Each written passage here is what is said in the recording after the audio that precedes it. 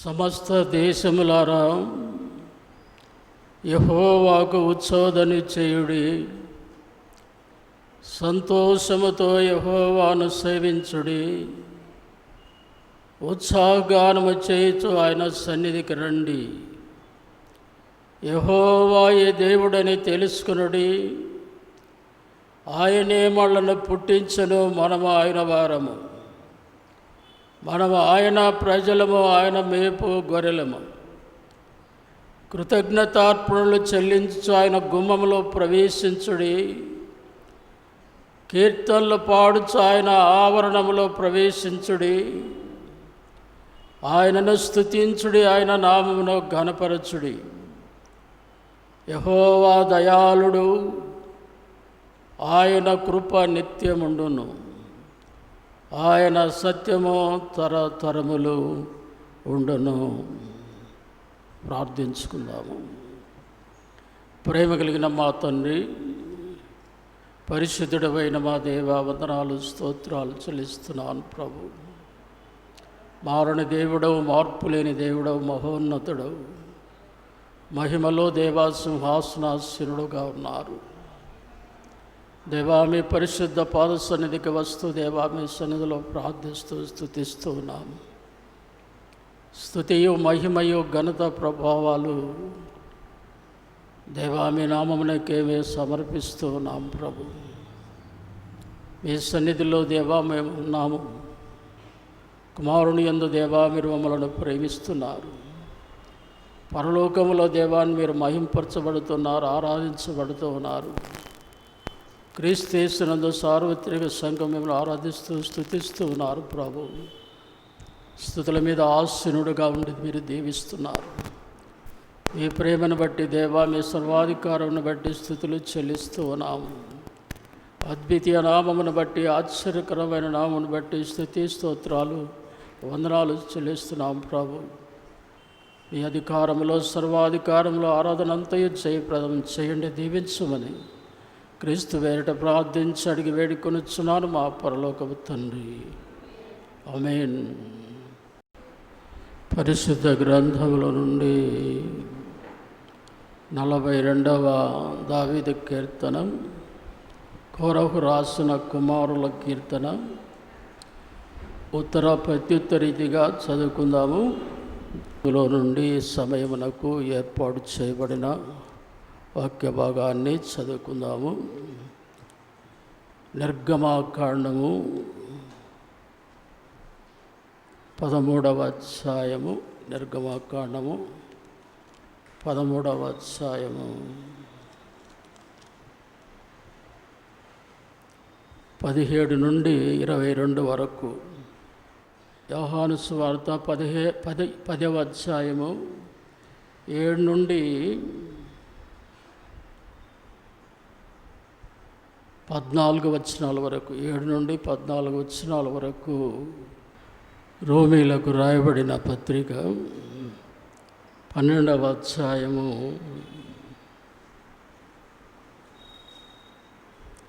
3 వచనాల వరకు, 1 నుండి 3 వచనాల వరకు ప్రభువునందు ప్రియమైనటువంటి దేవుని బిడ్డలారా, ఈ దినము మనము దేవుని వాక్యాన్ని పరిశుద్ధ గ్రంథంలో నుండి ధ్యానం చేస్తున్నాము. ధ్యానం చేయకముందు 2 మాటలు మీకు జ్ఞాపకం చేస్తాను. అంతర్జాతీయ బాలికల దినోత్సవం ఈరోజు. అంతర్జాతీయ బాలికల దినోత్సవం ఈరోజు. బాలికలకు దేవుడు మరి ఎంతో ఈరోజు సంతోషిస్తున్నటువంటి దినం ఇది. ప్రియమైన దేవుని బిడ్డలారా, కుమారులను కుమార్తెలను దేవుడు బహుగా ఇస్తున్నాడు. నిన్న మధ్యాహ్నం 2 గంటలు 3 గంటల సమయంలో నేను పేపర్ చదువుతున్నప్పుడు ఆ పేపర్లో చూశాను నేను, రేపు ఆదివారము అంతర్జాతీయ బాలికల దినోత్సవం అని వ్రాసి ఉంది. పిల్లలందరూ అక్కడ ఆ పేపర్లో చూశాను. ఎంతో సంతోషంగా ఉన్నారు ఆ పిల్లలు. ప్రియమైన దేవుని బిడ్డలారా, దేవుడు కుమారులను కుమార్తెలను మనకు బహుమానముగా స్వాస్యముగా ఇస్తున్నారు. ఆ పిల్లలు దేవుడిచ్చినటువంటి పిల్లలుగా మనం ఎంతో ఆ పిల్లలను భక్తి శ్రద్ధలతో భూమి మీద వారిని పెంచవలసినటువంటి బాధ్యత మనకెంతైనా ఉన్నదని మనం జ్ఞాపకం చేసుకోవాలి. ఆ పిల్లలు దైవ కృపలో జ్ఞానవంతులుగా, బుద్ధిమంతులుగా, ఆశీర్వదించబడినటువంటి వారుగా, దీవించబడినటువంటి వారుగా ఉండాలనంటే తల్లిదండ్రుల ప్రోత్సాహం అనేటువంటిది ఎంతైనా పిల్లలకు అవసరమని జ్ఞాపకం చేస్తున్నారు. ప్రియమైన దేవుని బిడ్డలారా, ఆ పిల్లలు కూడా తల్లిదండ్రులకు లోబడి, తల్లిదండ్రులను అనుసరించి నడుస్తూ, తల్లిదండ్రులు చెప్పేటువంటి మాటలకు విధేయత కలిగి జీవించే పిల్లలందరూ కూడా, ఆడపిల్లలు ముఖ్యంగా మరి ఆశీర్వదించబడతారు, దీవించబడతారు. ఎందుకనంటే దేవుని యందు భక్తి భయమైనటువంటి జీవితంలో వారు పెరుగుతున్నారు కాబట్టి దేవుని చేత వారు ఆశీర్వదించబడ్డవారు ఉంటారు. వారి జీవితాలను తల్లిదండ్రులు ఎంతగా దీవించాలనంటే విద్య బోధల యందు వారిని పెంచాలి, బాగా వారికి మంచి ప్రోత్సాహం అనేటువంటిది ఇవ్వాలి ఆడపిల్లలకు. ఎంత మరి చదివిన ఆడపిల్లలు మరి చికెన్లో ఉండేటువంటి అంతవరకే కదా అని అనుకునే వాళ్ళు చాలామంది ఉన్నారు. కానీ అలాగ అనుకోకూడదు. కుమారులైన కుమార్తెలైన ఉన్నత స్థానములో మన బిడ్డలను మనం పెంచాలి. బాగా ఉన్నతమైన స్థానంలో డాక్టర్లుగా, ఇంజనీర్లుగా, ఇంకా పెద్ద పెద్ద చదువుల్లో వారిని మనం ప్రోత్సహించి పెంచినట్లయితే వారు ఉన్నతమైన స్థానమును అందుకొని మరి అనేకులకు ఆశీర్వాదకరముగా ఉంటారు, మరి సంఘానికి కూడా దీవెనకరముగా ఉంటారు. కాబట్టి అటు ఉన్నతమైనటువంటి స్థానములో ఉన్నటువంటి బాలికలు చాలామంది ఉన్నారు ప్రపంచంలో, కానీ మన పరిశుద్ధ గ్రంథములో కానీ చాలామందిని మనం చూస్తూ ఉన్నాం. కాబట్టి అలాంటి ఉన్నతమైన స్థానం మన పిల్లలకి ఇవ్వాలి. మరి ముఖ్యంగా నేను 2 మాటలు చెప్పి ముగిస్తున్నాను. మరి ముఖ్యంగా మన పిల్లలకు, ఆడపిల్లలకు కావలసినటువంటి భద్రత, కాపుదల అనేటువంటిది లోకంలో ఎంతైనా కావలసి ఉందని మనం జ్ఞాపకం చేసుకోవాలి.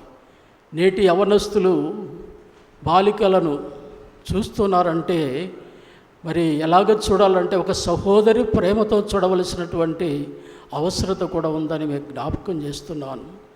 వారు మరి ఒక సహోదరి ప్రేమతో వారిని చూసినప్పుడు వారిది ఉన్నతమైనటువంటి స్థానాన్ని ప్రేమతో మరి నడుచుకోవడం అనేటువంటిది ఉంటుందని జ్ఞాపకం చేసుకోవాలి. ప్రియమైన దేవుని పిల్లలారా, ఈనాడు దేశాలను చూసినట్లయితే, పేపర్లో మీరు చదివినట్లయితే చాలా భయంకరమైనటువంటి స్థితులలో ఆడపిల్లలు బహు బాధలు అనేటువంటిది అనుభవిస్తున్నారని పేపర్లో చూస్తున్నాము.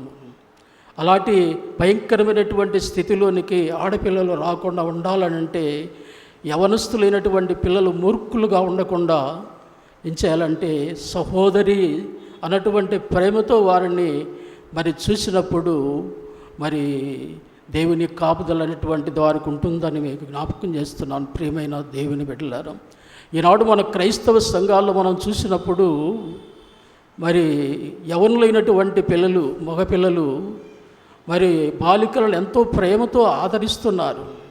ఎందుకనంటే దేవుని యందు భయము కలిగి, దేవుని యందు భక్తి కలిగి, సోదరి ప్రేమ అనేటువంటిది కలిగి ఈనాడు మన క్రైస్తవ సమాజాల్లో చాలామందిని మనం చూస్తున్నాం. అలాంటి పిల్లలుగా ఉండాలని యవనస్తులైనటువంటి మగపిల్లలు మరి బాలికలు వినయ విధేయతలతో జీవిస్తూ ఉన్నతమైన స్థానములో దేవుని చేత ఆశీర్వదించబడి, కుటుంబం చేత ఆశీర్వదించబడి, సమాజంలో ఆశీర్వదించబడి చాలా ఉన్నతమైన స్థానంలో ఉండాలి. వాళ్ళకి మంచి ఉద్యోగాలలో ఉండడానికి కూడా మంచి ప్రేరేపణ కావాలి. మన జగనన్న గారు చాలా ప్రేరేపణతో ఇస్తున్నారు. మరి యవన పిల్లలకు, స్త్రీలకు ఉన్నతమైన స్థానములో ప్రభుత్వం యొక్క ఉద్యోగాలు ఇవ్వటములో, ప్రభుత్వం సంబంధించినటువంటి సహాయం చేయటములో మరి వారు ఎంతో మరి సీఎం జగనన్న గారు పని చేస్తున్నారు. ఎందుకనంటే మంచి చేసే వారిని ఎప్పుడు మనము మర్చిపోలేమని జ్ఞాపకం చేస్తున్నాను. ప్రియమైన దేవుని బిడ్డలు. కాబట్టి ఆడపిల్లలను చక్కగా పెంచి దేవుని పిల్లలుగా పెంచి గొప్పవారినిగా చేసి గొప్ప విద్యలో ఉంచి వారిని ఆశీర్వదించబడిన పిల్లలుగా ఉండాలని ప్రభువు నామమున మీకు అందరికీ జ్ఞాపకం చేస్తున్నాను. దేవుడు మిమ్మల్ని దీవించుగా. ప్రియమైనటువంటి దేవుని సంగమం, పరిశుద్ధ గ్రంథములో నుండి దేవుడు నడిపించేటువంటి నడిపింపు అనేటువంటిది ఏ విధముగా ఉంటుందో పరిశుద్ధాత్మ దేవుడు శ్రేష్టమైన సత్యాలతో మనకి ఈరోజు మనకు బోధిస్తూ ఉన్నాడు. మన అంశం ఏంటనంటే దేవుడు నడిపిస్తాడు, దేవుడు నడిపిస్తాడు. కాబట్టి ఆయన నడిపిస్తూ ఉండగా ఆయన నడిపింపులో ఉండగలిగినటువంటి దేవుని పిల్లలముగా ఉండాలని సమయంలో మీకు జ్ఞాపకం చేస్తున్నాను. ప్రియమైన దేవుని బిడ్డలారా, ఏ విధముగా నడిపిస్తాడో పరిశుద్ధ గ్రంథములో నుండి మనము వాక్య భాగాన్ని ధ్యానం చేద్దాం. మొదటిదిగా మనం గమనించినట్లయితే నడిపించేది ఎవరు నడిపించేది ఈ వాక్య భాగాన్ని మనం గమనించినట్లయితే ఆదికాండ 24వ అధ్యాయము 27వ వచనాన్ని గమనించండి. ఆదికాండము 24వ అధ్యాయం 27వ వచనం. ఆ మనుషుడు తన తల వంచి యెహోవాకు మ్రొక్కి అబ్రహాము నా యజమానుని దేవుడైన యెహోవా స్తుతింపబడును గాక. ఆయన నా యజమానునికి తన కృపను తన సత్యమును చూపుట మానలేదు. నేను త్రోవలో ఉండగానే యెహోవా నా యజమానుల బంధువుల ఇంటికి నన్ను నడిపించను. ప్రార్థన చేస్తున్నాడు. ప్రియమైన దేవుని బిడ్డలారు, మరి అబ్రహాము ఇంటి యజమానుడైనటువంటి గృహ నిర్వాహకుడైనటువంటి ఎలియాజరుకు ఇస్సాకు యొక్క వివాహాన్ని గురించి అప్పగిస్తూ ఉన్నాడు. ఏదైతే అబ్రహాము ఎలియాజరుకు ఇస్సాకుని వివాహాన్ని గురించి అప్పగించాడో ఆ వివాహాన్ని జరిగించడానికి ఎలియాజరు మరి ప్రయాణము కావటం మనం వాక్య భాగంలో గమనిస్తూ ఉన్నాము. అబ్రహాము చెప్పిన విధముగా ఎలియాజరు తన ప్రయాణంతటినీ కొనసాగించుటకుని దేవుని దగ్గర ప్రార్థించి మరి దేవునికి తన ఆలోచన అంతా కూడా తెలియజేసినట్లు కూడా మనం చూస్తున్నాం. ఏ పని ప్రారంభించినా ముందుగా ఏం చేయాలి? దేవుని దగ్గర మనము ప్రార్థించవలసినటువంటి అవసరత, మన అవసరత అనేటువంటిది దేవునికి మనం చెప్పుకోవలసినటువంటిది ఉంది అన్నటువంటి దాన్ని మనం జ్ఞాపకం. అలాగ చేస్తే ఆయనే సమస్త మనం చేయబో దాన్ని జరిగిస్తాడని మనం జ్ఞాపకం చేసుకోవాలి.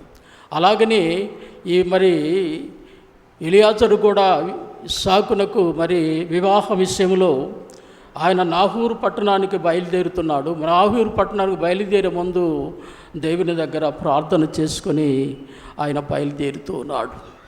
ఆయన ప్రార్థన ఏమని చేశాడునంటే, నేను అక్కడికి వెళ్ళిన తర్వాత ఎవరైతే నాకు నీళ్ళు ఇచ్చి నేను అడిగినప్పుడు నా వంటలకు నీళ్లు ఎవరైతే ఇస్తారో ఆ చిన్నదే నా యజమానుడకు ఇస్సాకునకు భార్య అని తన మనసులో నిర్ణయించుకొని ఆ విశ్వాసముతో బయలుదేరి నాహూరు పట్టణానికి వెళ్ళాడు.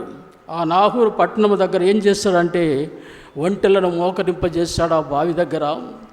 ఇక మరల ప్రార్థించడం అనేటువంటిది ప్రారంభించాడు.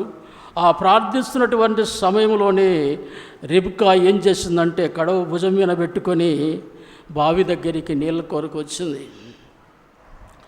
మరి ఆమె నీళ్లు తీసుకొని వస్తూ ఉండగా ఎలియాజరు ఏం చేశాడంటే ఎదురుగా వెళ్ళి మా త్రాగటానికి నీళ్ళు ఇవ్వమని అడిగాడు. వెంటనే ఆ రెబెకా ఏం చేసిందనంటే వెంటనే మరి ఎలియాజరుకు నీళ్లు ఇచ్చింది.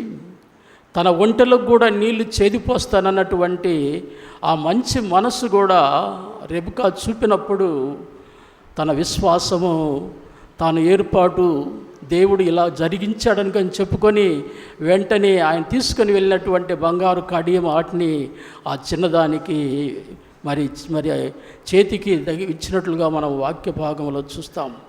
ప్రియమైనటువంటి దేవుని బిడ్డలారా, కాబట్టి ఈ వాక్య భాగంలో మనం గమనించినట్లయితే మరి వివాహ విషయంలో దేవుని యొక్క సంకల్పము దేవుని యొక్క చిత్తమై ఉంటుందని, దేవుని యొక్క నడిపింపు అనేటువంటిది దేవుని యొక్క ఏర్పాటై ఉంటుందని మనం జ్ఞాపకం చేసుకోవాలి.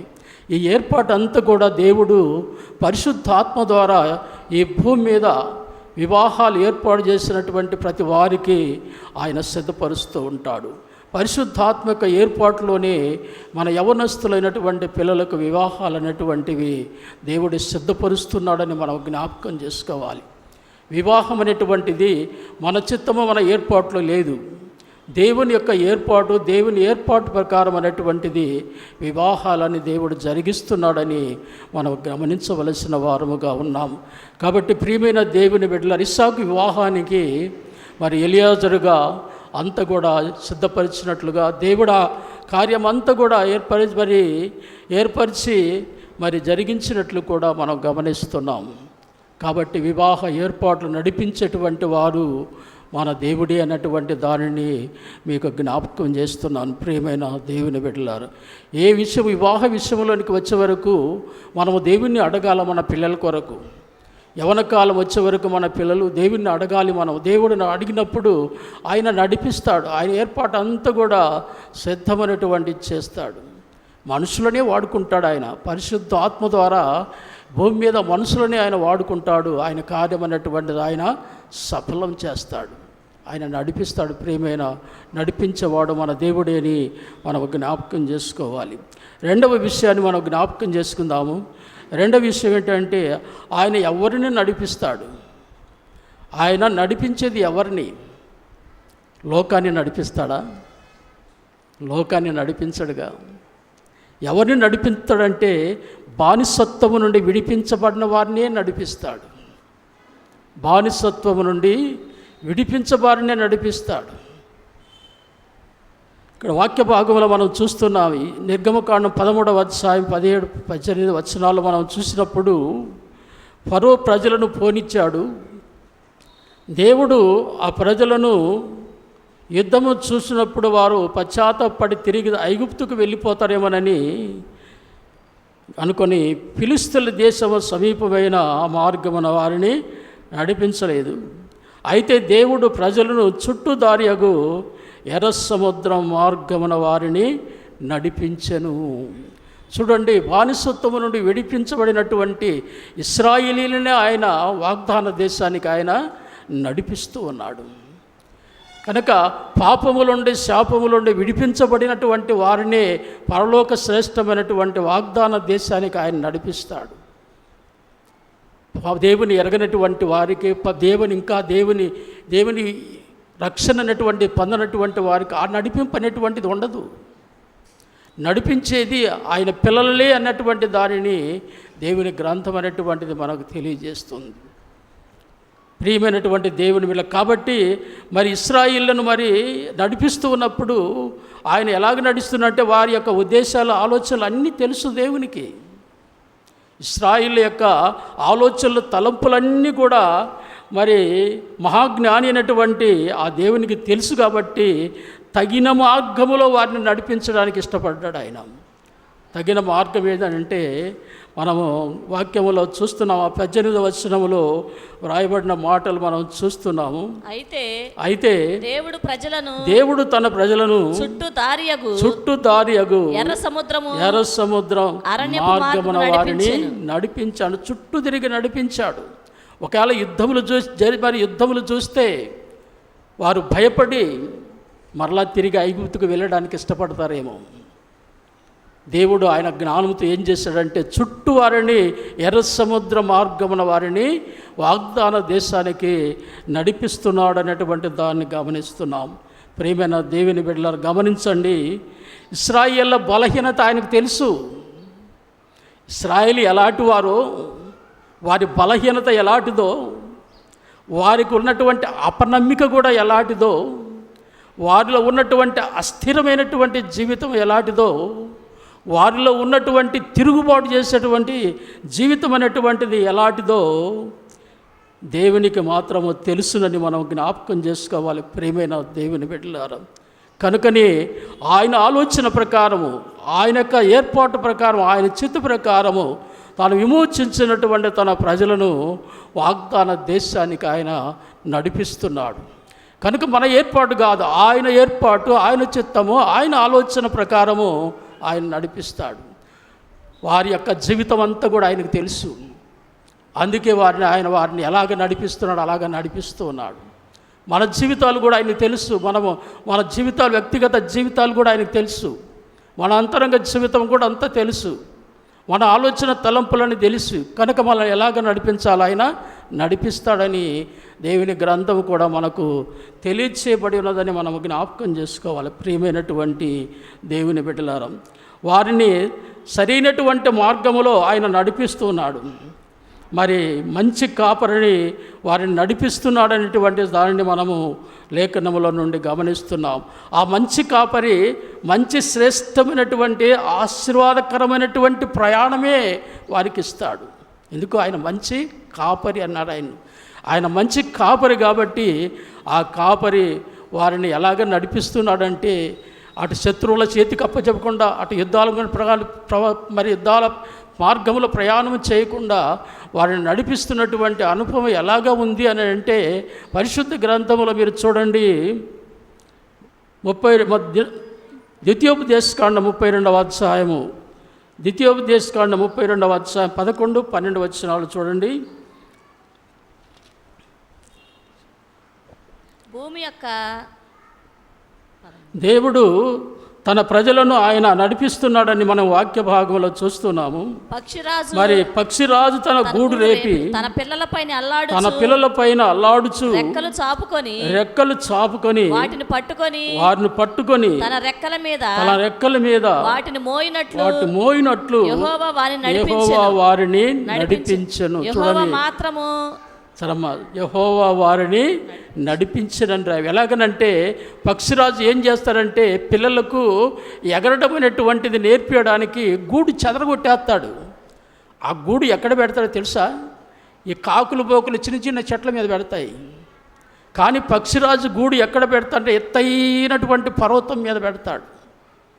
ఆ పిల్లలకు ఎక్కడైనా భద్రత అనేటువంటిది కావాల్సి ఏం చేస్తాడంటే, అవి ఎగిరేటువంటి సమయానికి వచ్చే వరకు ఎగరడానికి, దానికి నేర్పడానికి ఏం చేస్తాడంటే గూడుని చెదరగొట్టేస్తాడు.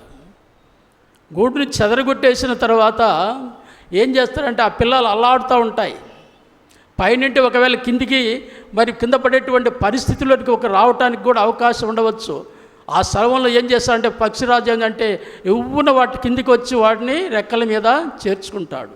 కింద పడకుండా, వాటికి రాకుండా చేర్చుకొని వాటిని ఏం చేస్తాడు, మళ్ళీ పైకి తీసుకొని వెళ్తాడు, మళ్ళీ పైన వదిలేస్తాడు, మళ్ళీ క్రిందికి వస్తాడు. అలాగ వాటికి ఎగరడం అనేటువంటిది నేర్పిస్తూ ఉంటాడు పక్షిరాజు. అలాగా తన రెక్కల మీద మరి కూర్చోబెట్టుకొని ఆ పిల్లలను ఏ విధంగా మరి వాటికి ఎగరటం అనేటువంటిది నేర్పిస్తాడో, వాటికి ప్రయాణం అనేటువంటిది నేర్పిస్తాడో, అలాగనే దేవుడు ఇశ్రాయేలు ప్రజలను ఎలాగ తీసుకొని వచ్చాడంటే, మరి పక్షిరాజు ఏ విధముగా తీసుకొని వచ్చాడు అలాగా తన రెక్కల మీదుగా ఇశ్రాయేలును వాగ్దాన దేశానికి ఆయన తీసుకొని వచ్చాడు అనేటువంటి దానిని నడిపిస్తున్నటువంటి దాన్ని జ్ఞాపకం చేస్తున్నాడు. ప్రియమైన దేవుని బిడ్డ, ఎంత మంచి కాపరి చూడండి. ఆ మంచి కాపరి ఇశ్రాయేలు పట్ల ఎలాగ ఉంటున్నాడో ఒకసారి మనం జ్ఞాపకం చేసుకుంటున్నాము. ప్రియమైన దేవుని బిడ్డ, అంతేనా, వారి ప్రయాణములు వారికి కావలసినటువంటి మంచి ఆహారం ఇచ్చాడు. వారికి కావలసిన మంచి ఆహారం పరలోకం నుండి దిగి వచ్చిన మరి ఆ మన్నా అనేటువంటిది మంచి ఆహారం ఇస్తున్నాడు. బండలో నుండి శ్రేష్టమైనటువంటి ఆ నీళ్లను వారికి దాహము తీరుస్తూ వారిని నడిపిస్తున్నాడు అనేటువంటి దానిని మనం జ్ఞాపకం చేసుకుంటున్నాం. ప్రియమైన దేవుని బిడ్డలారా, కాబట్టి మంచి పచ్చిక గల చోట్ల ఆయన వారిని నడిపిస్తున్నాడు. మంచి శ్రేష్టమైనటువంటి కాపుదలైనటువంటి వారికి ఇస్తున్నాడు. వారిని వాగ్దాన దేశానికి నడిపిస్తున్నాడని మనం జ్ఞాపకం చేసుకోవలసిన వారంగా ఉన్నాం.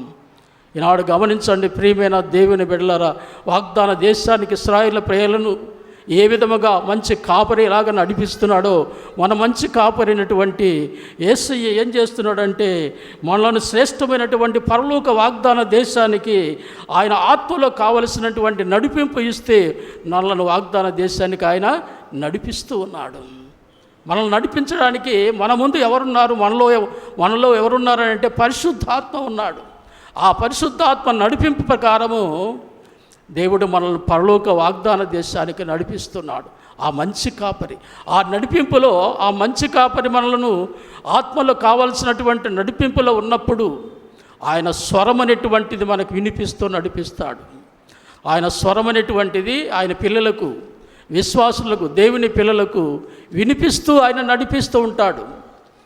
ప్రియమైన దేవుని ఎప్పుడైనా విన్నారా ఆయన స్వరం? మీరు ఆయన ఎలాగ నడిపిస్తాడో నీకు ఆత్మలోనే ఆయన జ్ఞాపకం చేస్తాడు. ప్రియమైన దేవుని బిడ్డలారా, కాబట్టి ఆత్మ నడిపింపులోనే ఆ మంచి కాపరి ఏం చేస్తాడంటే మనలను వాగ్దాన దేశానికి నడిపిస్తూ ఆయన స్వరం అనేటువంటిది మనకు వినిపిస్తూ ఉంటాడు.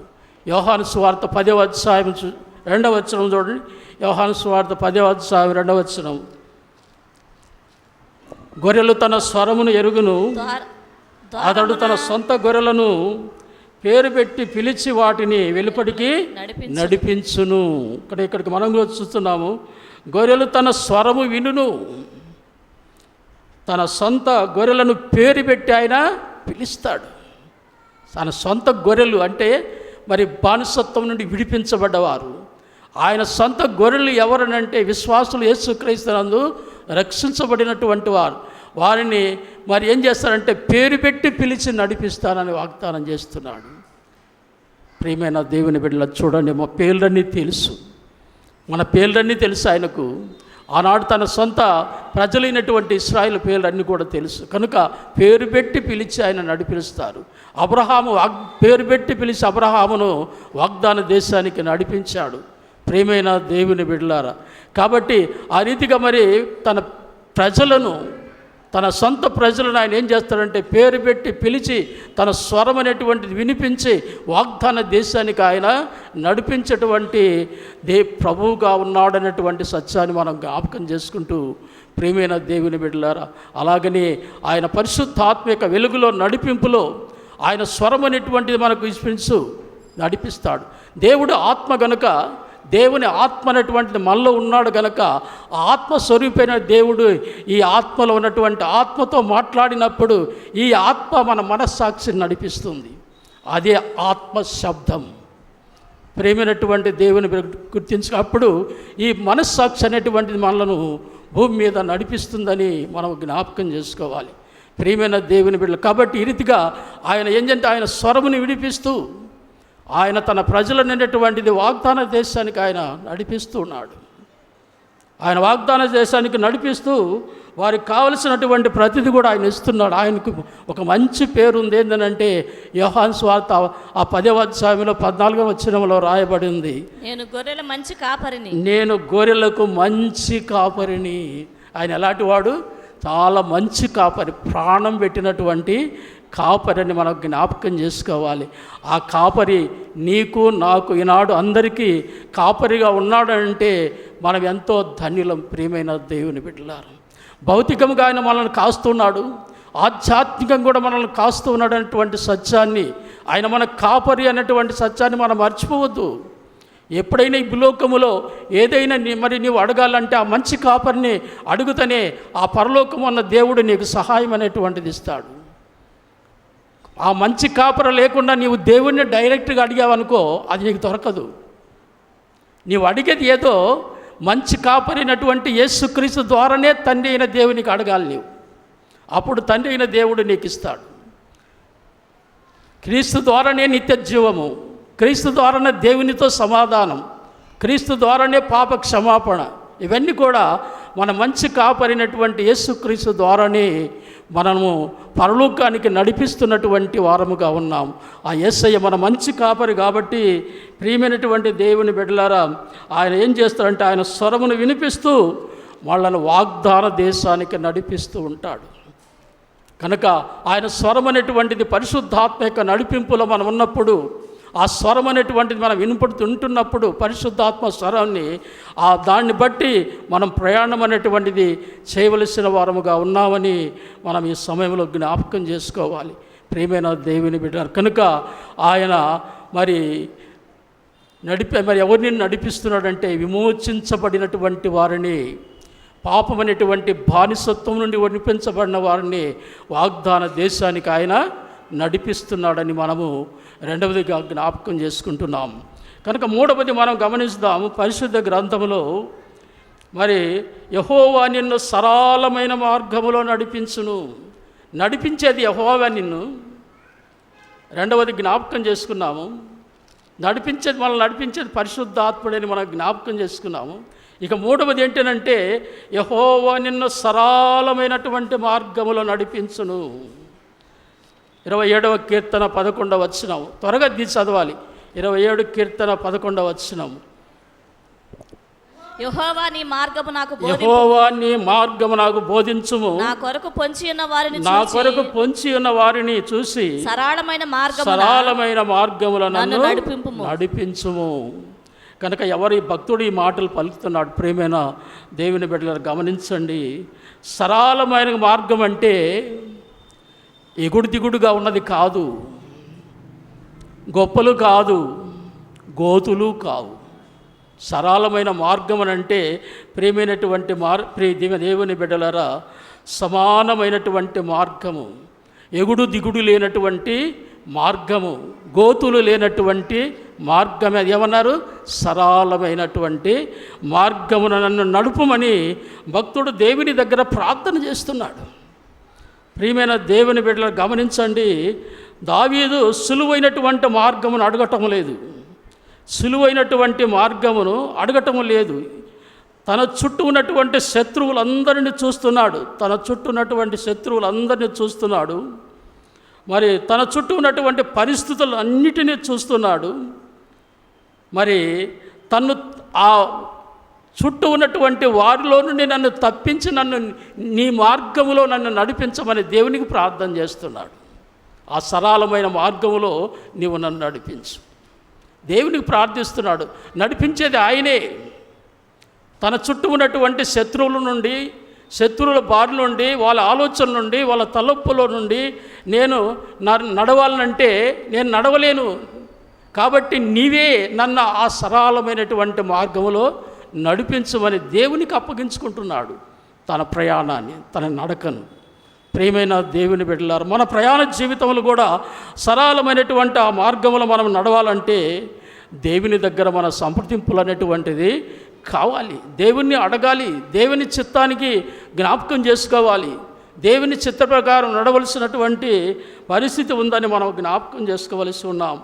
మనము నడుస్తున్నటువంటి ఈ ప్రయాణములో, ఈ పరలోక ప్రయాణములో ప్రియమైన దేవుని బిడ్డలారా, మరి లోకం అనేటువంటిది, అపవాది అనేటువంటి శత్రువులు ఉన్నారు. ఆ దావీదు భక్తుడు ఏ విధముగా ఆ ప్రక్కన తన చుట్టూ ఉన్నటువంటి వారిని, శత్రువులను జ్ఞాపకం చేసుకుంటూ దేవునికి ప్రార్థించాడు. ఈనాడు మన ప్రయాణములో మన శత్రువులు ఉన్నారు, 3 ఉన్నాయి.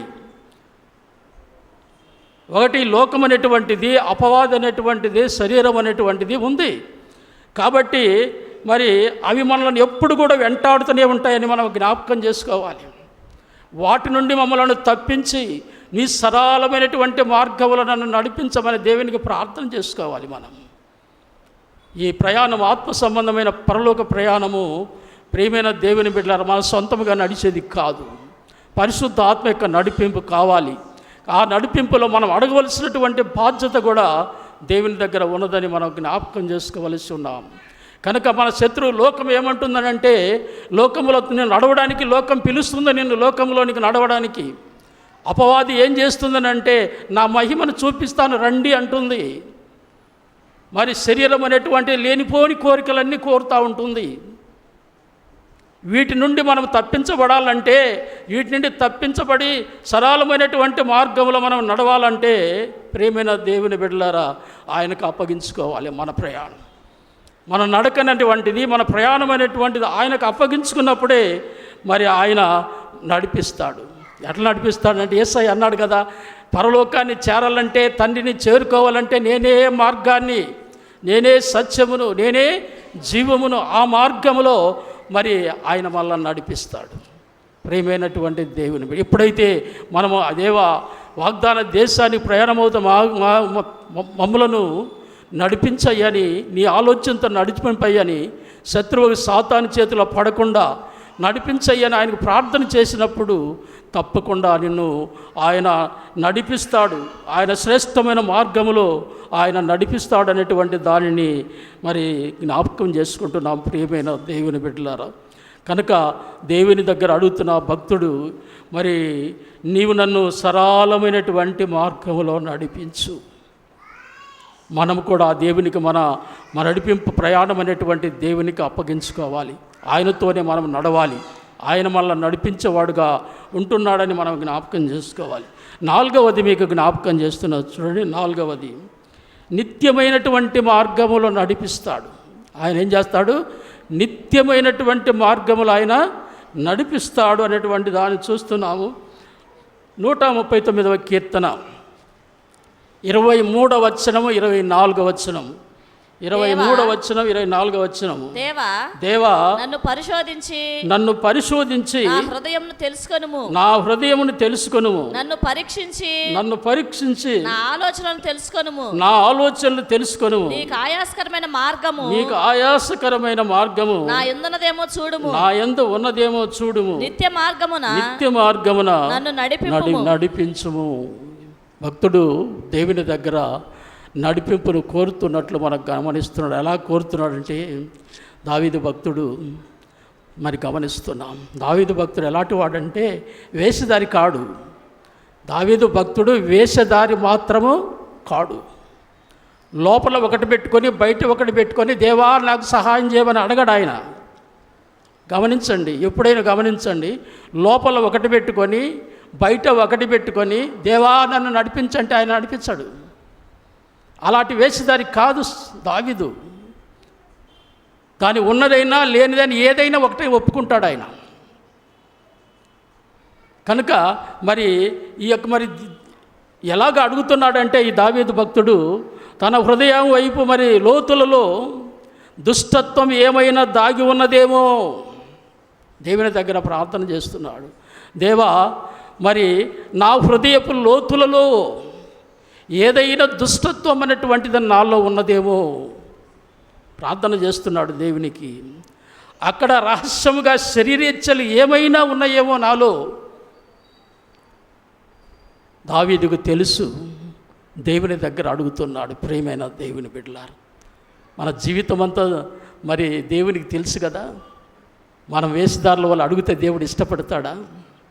దావీదు అలాగే మరి ఎలాగ అడుగుతున్నాడంటే నా శరీరములో మరి నా బలహీనతలు ఏవైనా ఉన్నాయేమో నీకు అన్నీ తెలుసు అంటూ దేవుని సన్నిధిలో ప్రార్థన చేస్తున్నాడు. సర్వజ్ఞుడైనటువంటి దేవుని ఎదుట తన ఆలోచనలు దాచుకోవటానికి ప్రయత్నం అనేటువంటి చేయటంలా. దాచుకుంటే చాలా ప్రమాదం. ప్రియమైన దేవుని బిడ్డలారా గమనించండి. పాపాన్ని దాచుకుంటే, బలహీనతలు దాచుకుంటే చాలా ప్రమాదం. క్యాన్సర్తో సమానమైంది అది. మనం చెప్పాను కదా, మరి పాపం అంటే విషం, పాము విషం.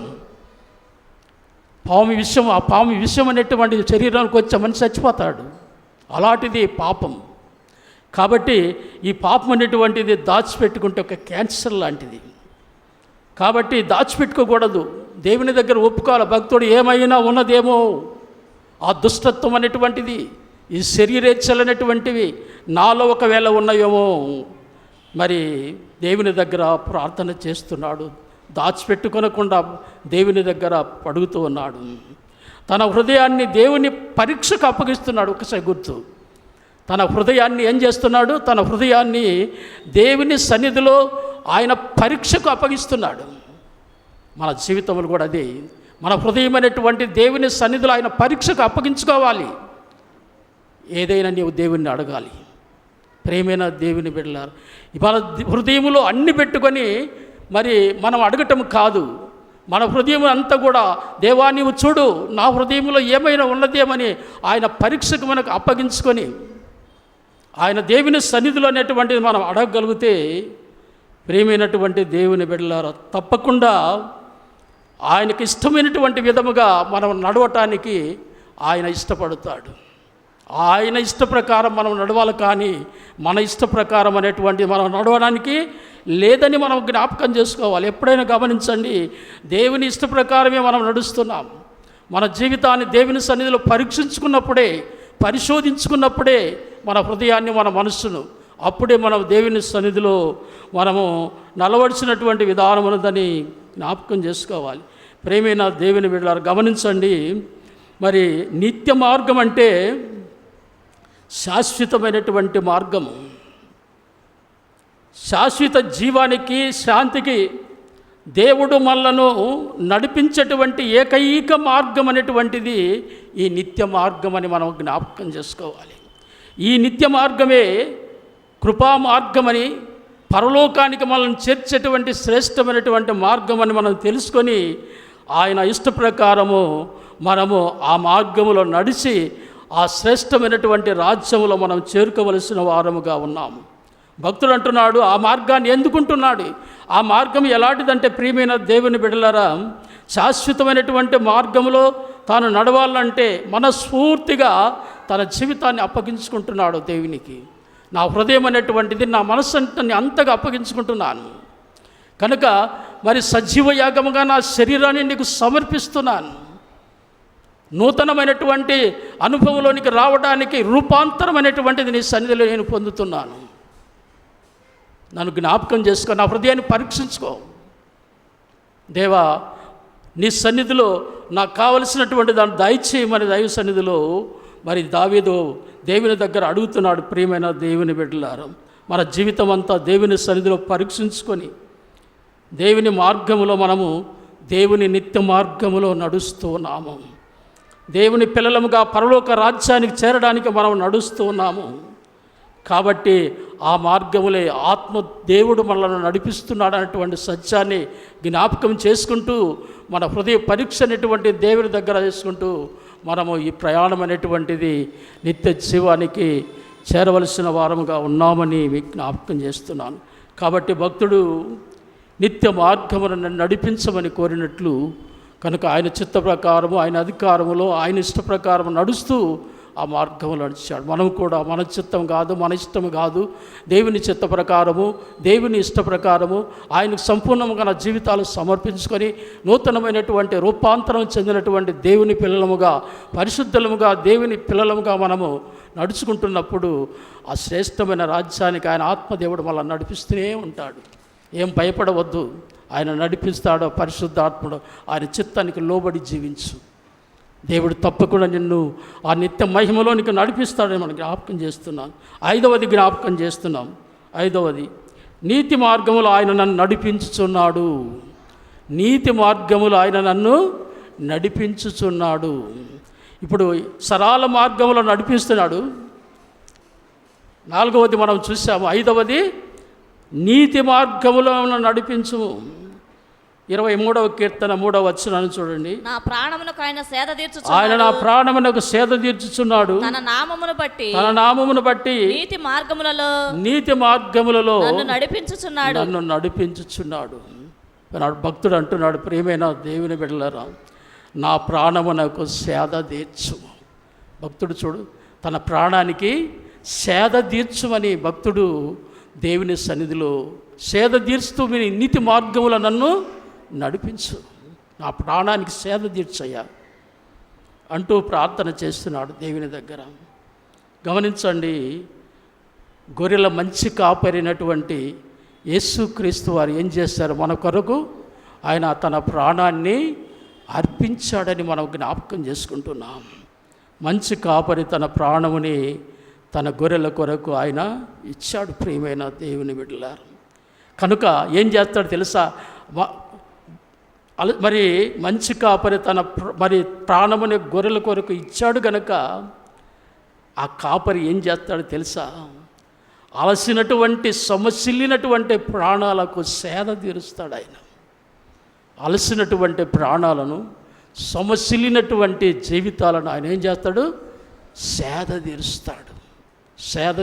ప్రియమైన దేవుని బిడ్డలారు, కనుక ఇక్కడ గమనించండి, ఒక విషయం ఏంటంటే, గొర్రె సింహంలాగా తెలివైనది కాదు. గమనించండి, మాటలు గమనించండి. గొర్రె సింహంలాగా తెలివైనది కాదు, మీదికి దూకేది కాదు. రెండవది ఏంటంటే, లేడి వలె సురుకైనది కాదు. గొర్రె తెలివి ఉండదు దానికి. గొర్రెకు కుక్క వలె తప్పించుకొని పారిపోయేది కూడా కాదు భయముతో. ఈ మాటలకు అర్థం ఏంటంటే గొర్రె బుద్ధి లేనిది అని అర్థం వస్తుంది. గొర్రె ఎలాంటిది? బుద్ధి లేనిది. ఆ బుద్ధి లేనిదని మా గొర్రెను మనం చూస్తున్నాం. కాబట్టి మరి ఎందుకు బుద్ధి లేనిది అన్నారంటే, గొర్రె ఎందుకు బుద్ధి లేనిది అన్నారంటే కారణము లేకుండా దారి తప్పుద్ది. అది ఏమి కారణం ఉండదు. కారణం అనేది ఉండకుండానే దారి తప్పిపోతుంది గొర్రె.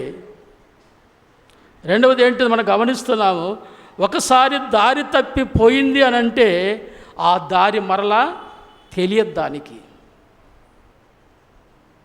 ఒక్కసారి నీవు పాపములో పడిపోయావంటే ఆ పాపం యొక్క నివారణ నీకు తెలియదు. అంతే గొర్రె నీ జీవితం, నీ జీవితం. ప్రియమైనటువంటి దేవుని బిడ్డలారా, కాబట్టి అందుకే మంచి కాపరి ఏం చేశాడో తెలుసా? 99 గొర్రెలను విడిచిపెట్టి ఆ తప్పిపోయినటువంటి గొర్రెను వెతుక్కుంటూ ఆయన వెళ్ళాడు. ఆ గొర్రె యొక్క బుద్ధి తెలిసే, ఆ జ్ఞానం అనేటువంటి దానికి లేదని తెలిసే తప్పిపోయింది, మరలా దారి తెలియదు దానికి. అందుకని ఆయన వెతుక్కుంటూ వెళ్ళాడు కాపరి. 99 గొర్రెలను విడిచిపెట్టి వెతుక్కుంటూ వెళ్ళాడు. ఆ గొర్రె కోసం వెళ్ళవలసి వచ్చింది ఆయన. ప్రియమైనటువంటి దేవుని బిడ్డలారా, మనము దారి తప్పిన గొర్రెలము. మనం ఎలాంటి వారము? దారి తప్పినటువంటి గొర్రెలము. ఆయన తన జీవితాన్ని మన కోసం ఇచ్చాడు. మన కోసం ఆయన జీవితాన్ని, తన ప్రాణాన్ని అర్పించాడని మనం జ్ఞాపకం చేసుకుంటున్నాం. ఆయన తన ప్రాణాన్ని మరి మన కోసం అర్పించాడు. ఆయన చేతుల్లో, ఆయన యొక్క కాళ్ళలో, ప్రక్కలో మరి ఆ యొక్క మచ్చలనేటువంటి గాయాలనేటువంటివి చూస్తున్నాము. ఇంకా ఆయన మచ్చలు, ఆయన చేతిలో గాయాలు అన్నీ కనపడుతూనే ఉన్నాయి. కనపడతలేవా? ఆయన సిలువలో చేతుల్లో మేకులు కొట్టిన మచ్చలు ఇంకా వరకు కనపడుతున్నాయి. తోమా, నా చేతుల్లో చేయబెట్టి చూడు అనాల దేశయ్య. కనుక ఇంకా ఆయన మచ్చలు అనేటువంటివి, ఆయన మన కొరకు గాయపరచబడినటువంటి ఆ మచ్చలు, తెలివిలేనటువంటి గొర్రెలమైనటువంటి మనము, దారి తప్పినటువంటి మనలను రక్షించడానికి ఆయన సిలువలో అనేక శ్రమలు, గాయాలనేటువంటిది పొంది ఆ మచ్చలు ఇంకా మారలేదు. ఆయన మరణించి సమాధి చేయబడి తిరిగి లేచి తండ్రి వద్దకు వెళ్ళాడు. తండ్రి వద్ద ఉన్నాడు ఇప్పుడు. ప్రియమైన దేవుని బిడ్డలారా, దారి తప్పిన గొర్రెలు మనల్ని ఎంత రక్షించాడో చూడు. ఆయన తెలివి లేనటువంటి గొర్రెలమైన మనవులను రక్షించాడు కూడా. అందుకే భక్తుడు అంటున్నాడు, నా ప్రాణము నాకు సేద తీర్చయ్యా. కనుక ఆయన మన కొరకు సమస్తమును ఇచ్చేసి మన ప్రాణములు ఏం చేసిండు? ఆయన రక్షించాడు. మన ప్రాణములకు సేద తీర్చాడు. ఆయన మనల్ని విమోచించాడు.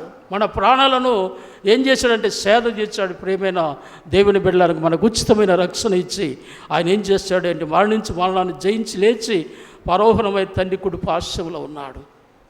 ఆయన ఇప్పుడు ఆయన తండ్రి కుడి పార్శ్వములో ఉన్నాడంటే ఒక సత్యం ఆయన సంతోషిస్తున్నాడు. ఏంటి తెలుసా? తండ్రి ఏదైతే అప్పగించాడో అది పూర్తి చేసి ఆయన వెళ్ళిపోయాడు. అందుకే ఆయన సంతోషపడాడు. తండ్రి కుడి పార్శ్వములో ఉన్నాడు ఆయన. తండ్రి ఏదైతే అప్పగించి భూమి మీదకి పంపించాడో అదంతా కూడా ఆయన చేశాడు, జరిగించాడు, పూర్తి చేశాడు తండ్రి అప్పగించింది. కాబట్టి ఇప్పుడు ఆయన పోయి తండ్రి దగ్గర ఆయన విజ్ఞాపన చేస్తున్నాడు. ఇక ఏం చేస్తాడు ఆయన? చెప్పండి, ఏం చేస్తాడు? ఆయన తిరిగి వస్తున్నాడు. ప్రియమైనటువంటి దేవుని పిల్లలారా, ఆయన తిరిగి వస్తున్నాడు. మనలను ఆ నీతి మార్గంలో నడిపించడానికి ఆయన తిరిగి వస్తున్నాడని మనకు జ్ఞాపకం చేస్తున్నాడు. అందుకే ఆయన తండ్రి కుడి పార్శ్వములో ఆశీనులుగా ఉన్నారు. ఆయన తండ్రి కుడి పార్శ్వములో ఆశీనులుగా ఉన్నారు. ప్రియమైన దేవుని బిడ్డలారా, మన కొరకు అనేటువంటిది ఆయన ఏం చేస్తున్నాడు అంటే విజ్ఞాపన చేస్తున్నాడు. మరి కాబట్టి ఆయన త్వరగా ఈ భూమి మీదకి రాబోతున్నాడు. కాబట్టి తన మార్గమును బట్టి నీతి మార్గములో మనల్ని నడిపిస్తున్నాడు. ఆయన ఎలాగ నడిపిస్తున్నాడంటే నిజమైనటువంటి పరిశుద్ధత మనది లేదు. ఆ పరిశుద్ధ అనేటువంటిది యేసుక్రీస్తునందు మనకు ఇచ్చాడు. ఆ పరిశుద్ధత రక్షించబడ్డ వారు ఆయన పరిశుద్ధత కలిగినటువంటి వారు. విమోచించబడ్డవారు, ఆయన పరిశుద్ధత కలిగినటువంటి, ఒకప్పుడు ఆ పరిశుద్ధత లేదు, కానీ యేసుక్రీస్తునందు మనకు పరిశుద్ధత అనేటువంటిది ఇచ్చాడు. ఒకప్పుడు నిజమైనటువంటి సంతోషం మనలో లేదు, కానీ యేసుక్రీస్తునందు నిజమైనటువంటి సంతోషం అనేటువంటిది ఆయన మనకిచ్చాడు. అది ఎలాగిచ్చాడంటే, గొర్రెల గొప్ప కాపరైనటువంటి యేసుక్రీస్తు ఆత్మను మనలో ఉంచినందువలన మనం సంతోషిస్తున్నాం. ప్రియమైనటువంటి దేవుని బిడ్డలారా, ఆత్మ ద్వారానే మనము దేవుని సంతోషిస్తున్నాం. ప్రియమైన దేవుని బిడ్డలు, ఆయన మనం సేద తీరుస్తున్నాడు. మన మన ప్రాణానికి ఏం చేస్తున్నాడు? ఆయన సేద తీరుస్తూ ఉన్నాడు. మన ప్రాణంలో నీతి మార్గంలో ఆయన నడిపిస్తున్నాడు. ప్రియమైన దేవుని బిడ్డలారా, నీతి మార్గంలో నడిపిస్తున్నాడంటే కారణం ఏముంటుంది? ఆయన నీతి మార్గంలో మనం నడిపించబడుతున్నామంటే ఏంటి కారణం? గమనించండి, ఆయన నామము, యేసయ్య నామము, ఆయన తండ్రి మహిమ. గమనించండి, యేసయ్య నామము, తండ్రి మహిమ గొర్రెలతో ఏమైంది? ముడిపడి ఉంది. అర్థమైందా? యేసుక్రీస్తు నామము, తండ్రి మహిమ ఈ గొర్రెల్లో ఏమండి? ముడిపడి ఉంది. కాబట్టి మరి ఆయన ఏం చేస్తాడంటే, ఇది విడిపోనివ్వనటువంటి బంధం. యేసుక్రీస్తునందు ఆయన పిల్లలకు ఆయన ఇచ్చినటువంటి శ్రేష్టమైన విడిపోనటువంటి ఈ బంధం అనేటువంటిది ఉన్నది కనుక నీతి మార్గంలో మనల్ని నడిపిస్తూ ఉంటాడు. ఏమది నీతి మార్గం అంటే? మరి నీతిమంతుల యొక్క మార్గం అనేటువంటిది. ఆ మార్గములో ఆయన నడిపిస్తూ ఉంటాడు. ఎందుకనంటే ఆయన నామము, ఆయన తండ్రి యొక్క మహిమ, మనం కలిసిపోయాం ఆయనలో. ఆయనలో మనలో ఉన్నాడు, మనము ఆయనలో ఉన్నాము. ఆ మహిమ అనేటువంటిది మనకి ఇవ్వబడింది. కాబట్టి ఆయనలో ముడివేయబడ్డాం మనం, దేవుని పిల్లల విశ్వాసులం. కాబట్టి ఆయన మనల్ని విడిచిపెడతాడా? మరి విడనాడినటువంటి బంధం అనేటువంటిది ఆయన తండ్రి కుమారుల మధ్య మనం పొందాము. కాబట్టి ఆయన మనల్ని విడిచిపెడతాడా? కనుకని మనలను ఆయన నీతి మార్గములో నడిపిస్తూ ఉన్నాడు ఆ వాగ్దాన దేశానికి. ప్రేమైన దేవుని, ఈ సత్యం నీ జీవితంలో ఎప్పుడూ మర్చిపోవద్దు. ఈ సత్యం అనేటువంటి నీ జీవితంలో ఎప్పుడూ మర్చిపోవద్దని మీకు జ్ఞాపకం చేస్తున్నాను, ప్రియమైనటువంటి దేవుని బిడ్డల. కాబట్టి కనుక నీతిమంతులకు ఆయన ఇచ్చేటువంటి శ్రేష్టమైన మార్గము ఎంత శ్రేష్టమైనదో మనం గమనిస్తున్నాం. కనుక 6వది మీకు జ్ఞాపకం చేస్తాం. 6వది చూద్దాం. సమభూమి గల ప్రదేశమందు నడిపిస్తాడు. సమభూమి గల ప్రదేశమందు ఆయన నడిపిస్తాడు. 143వ కీర్తన 10వ వచనం. 143వ కీర్తన 10వ వచనం. నీవే నా దేవుడవు, నీ చిత్తానుసారముగా ప్రవర్తించుటకు నాకు నేర్పుము. దయగల నీ ఆత్మ సమభూమి గల ప్రదేశమందు నన్ను నడిపించుగాక. భక్తుడు మాట్లాడుతున్నాడు, దేవునితో ప్రార్థన చేస్తున్నాడు. ఏమనంటే, నా దేవుడవు నీవే, నీ చిత్త ప్రకారం ప్రవర్తించుటకు నాకు నేర్పు. నీ ఆత్మ సమభూమి కలిగినటువంటి ప్రదేశమందు నన్ను నడిపించు. ఆత్మ సమభూమి కలిగిన ప్రదేశమందు నన్ను నడిపించమని భక్తుడు దేవునికి ప్రార్థన చేస్తున్నాడు. ప్రియమైన దేవుని బిడ్డలారా, దేవుని గురించి ఎంతో తెలిసిన దావీదుకు ఇంకా తెలుసుకొనవలసినటువంటిదిగా ఉన్నది అన్నటువంటి సత్యాన్ని జ్ఞాపకం చేసుకుంటూ దేవుని దగ్గర ప్రార్థన చేస్తున్నాడు. మనకు అన్నీ తెలుసని అనుకోకూడదు. నాకు బైబిల్ అంతా ఇన్నిసార్లు చదివాను అనుకున్నావు, నాకు అన్నీ తెలుసు అని అంటారు చాలామంది. ఏం తెలుసు? మనకు ఏమీ తెలియదు. అవునా కాదా? ఇంకా తెలుసుకోవాలనంటే దేవుని చిత్త ప్రకారం మనము నడుచుకోవలసినటువంటి అవసరత ఉంది, ఇంకా తెలుసుకోవాలంటే మనకు. కాబట్టి భక్తుడు అదే అడుగుతున్నాడు, నేను తెలుసుకున్నాను, నాకు తెలుసు కొంతవరకు, కానీ ఇంకా తెలుసుకోవాలనంటే నీ చిత్త ప్రకారమే నన్ను నడిపించయ్యా అని దేవుని దగ్గర ప్రార్థన అనేటువంటి చేస్తున్నాడు. ప్రేమైన దేవుని బిడ్డలారు, ఇంకా మనం తెలుసుకోవాలనంటే ఆయన చిత్త ప్రకారం మనము నడవలసినటువంటి వారముగా ఉన్నామని, ఆయన చిత్త ప్రకారం నడిస్తే ఆయన దయగలిగినటువంటి ఆత్మ సమభూమి కలిగిన ప్రదేశమందు ఆయన నడిపిస్తాడు. ఇక్కడ మనం జ్ఞాపకం చేసుకోవాలి, ప్రేమైన దేవుని బిడ్డలారు, దేవుని చిత్తానుసారముగా నడిస్తేనే దేవుని గురించినటువంటి ఎంతో సంతోషకరమైనటువంటి మర్మములు అనేటువంటివి మనం తెలుసుకోగలుగుతాం. దావీదు భక్తుడు అంటున్నాడు, సంపూర్ణముగా బేషరతుగా దావీదు తనతో దేవునికి సమర్పించుకున్న జీవితాన్ని కనిపిస్తున్నది. ఆయన సంపూర్ణంగా సమర్పించుకుంటున్నాడు దావీదు దేవునికి. కాబట్టే దేవుని సన్నిధిలో ఏం చేస్తున్నాడు, అడుగుతూ ఉన్నాడు. దేవుడు పరిపూర్ణుడు, మంచివాడని దావీదుకు తెలుసు. నీకు తెలుసా? మీకు తెలుసా అండి? దేవుడు పరిపూర్ణుడు, మంచివాడు. మీకు తెలుసా?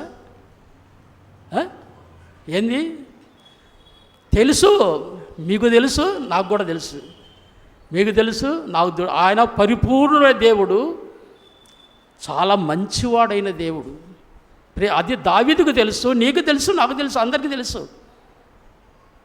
కాబట్టి ప్రియమైనటువంటి దేవుని బిడ్డలారా, మరి దావీదు అడుగుతున్నాడు, ఈ లోక మర్యాద అనేటువంటిది అనుసరింపక మరి ఉత్తమమును అనుకూలమైనటువంటి దేవుని చిత్తం ఏదో తెలుసుకున్నట్లు, మరి దేవుని చిత్తం పరీక్షించి తెలుసుకున్నట్లుగా ఏం చేశాడంటే సజీవ యాగముగా తన శరీరాన్ని దేవునికి సమర్పించుకున్నాడు.